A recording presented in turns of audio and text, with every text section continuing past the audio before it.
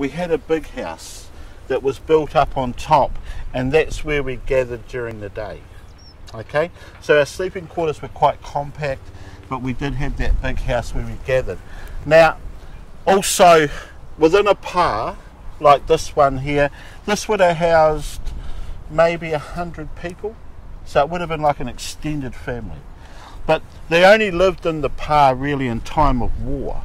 In time of peace, they would have been down the bottom here, close to the food source, but really close to fresh water. And then when the enemy come, they would come into the pā. But within a pā, you have a chief. And the way it worked here, it was the oldest son of the oldest son of the oldest son. Any oldest sons here? Oh yeah, cool, couple. So that's how it was, okay?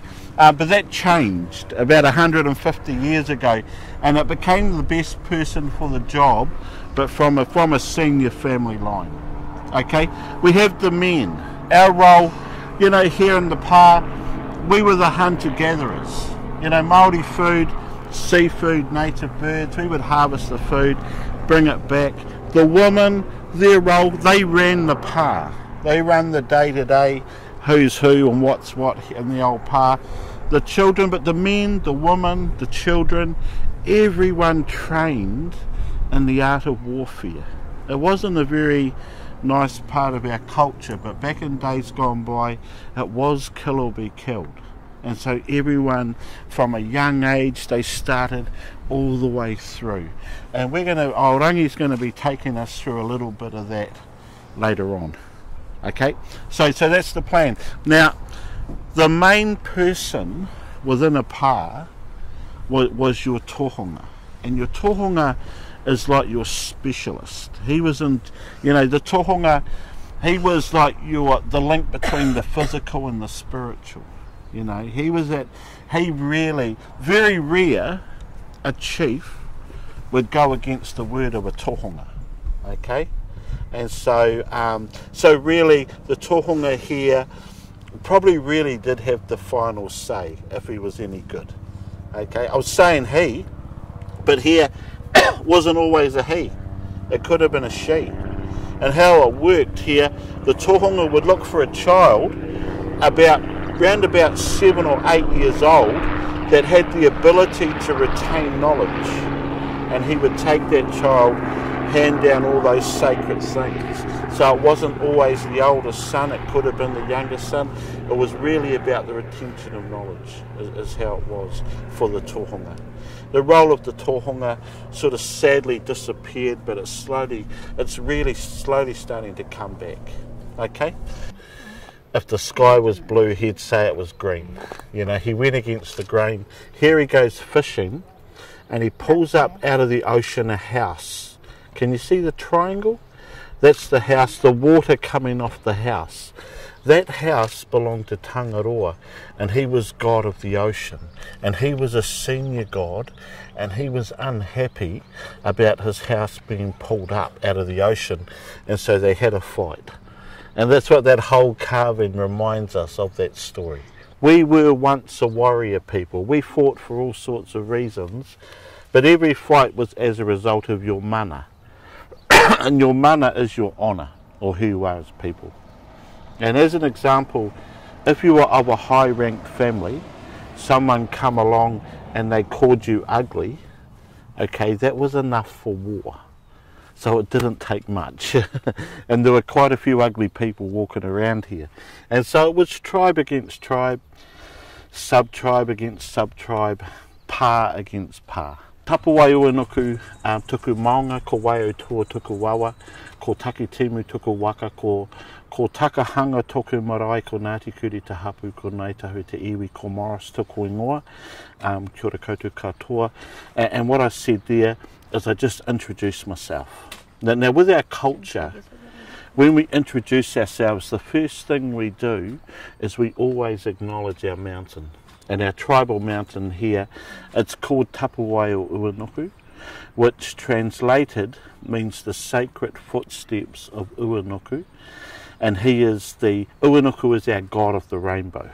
So nice name for a mountain. Secondly, when we introduce ourselves, we acknowledge our river. And our river is called the Wairotoa. Hold that. It's the main river that passes by our mountain. Thirdly, my canoe. Now, they say in history that there were 7 canoes that came from Tahiti to Rarotonga to here. What they really were 7 migrations of lots of canoes over a 100-year period. Every Māori person can connect to one of these 7, and ours is the Taki Timu. Also, next is my tribe. My tribe is Ngaitahu, okay? But the first people that came here, they were a people called Waitaha, and they were the first people to arrive.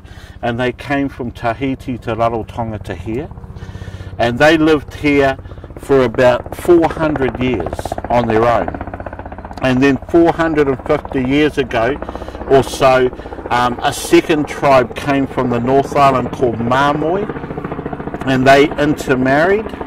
And then 350 years ago, Ngaitahu come, they intermarried, and today all 3 tribes, our bloodlines, we're all mixed up, and we're one and the same. And my name is Morris, and that is how you introduce yourself in a Māori situation. A lot of the land is privately owned by us, and so it's not for public. It's not for public to go through. The reason why we come in here is my grandfather, he was the big chief here in Kaikoura about 40 years ago, and he was an active member of a political party, and he got some land back from the government. And this pa is one of a few pieces that he got back. What my grandfather did, he gifted this pa to the local people of Kaikoura and created a walkway. So you can come, anyone can come into here, but most pa, they don't. We keep it just for us. So you can come and go, but with your first time you should always get that welcome if it's your first time. So most pa, you know, because we lost so much land, and so for my grandfather to get a few pieces back and to give a piece away, that's a big gesture, you know. And the reason he done that was Kaikoura 40 years ago, New Zealand 40 years ago, was a little bit different. Back in that time, the Māori community, we done our thing, the European community done theirs, and there wasn't really much in the way of working together. And the idea behind gifting the pa was trying to build those bridges between the 2 communities. And so that's why he did that, to build those bridges. Now, in the beginning, we have Mother Earth. She was married to the Sky Father. The heaven and the earth were together, and it was all darkness. Okay?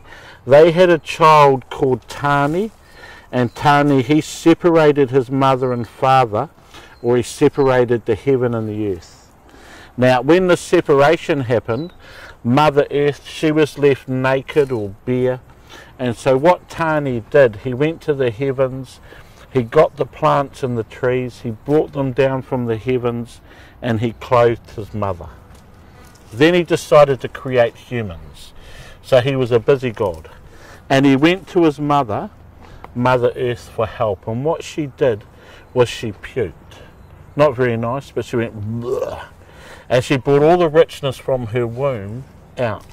And with the help of the other gods, they all got together and they created the first woman. And her name was Hini Ahuoni.